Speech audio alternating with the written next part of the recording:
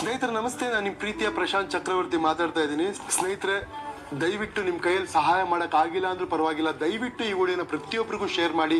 ನೀವು ಸಹಾಯ ಮಾಡೋಕ್ಕಾಗಿಲ್ಲ ಅಂದರೆ ಈ ವಿಡಿಯೋ ಶೇರ್ ಆದರೆ ಇನ್ನೊಬ್ಬರ ನೋಡ್ಬೋದು, ನಮಗೆ ಸಹಾಯ ಮಾಡ್ಬೋದು. ನಮ್ಮ ಒಂದು ಇವಾಗ ನಿರಾಶ್ರಿತರ ಆಶ್ರಮದಲ್ಲಿ ನಿರಾಶ್ರಿತರ ಸಂಖ್ಯೆ ಜಾಸ್ತಿ ಆಗಿದೆ.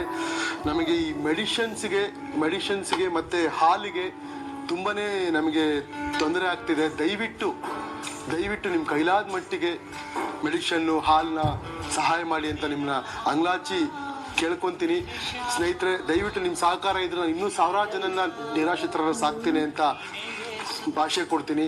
ನಿಮಗೆ ಗೊತ್ತಿರೋ ಹಾಗೆ ನಾನು ರಸ್ತೆಯಲ್ಲಿ ಸಿಗೋ ನಿರಾಶ್ರಿತರು, ಭಿಕ್ಷುಕರು, ಹುಚ್ಚರು ಇಂಥವ್ರನ್ನ ಕರ್ಕೊಂಬಂದು ಸಾಕ್ತಾ ಇದ್ದೀನಿ.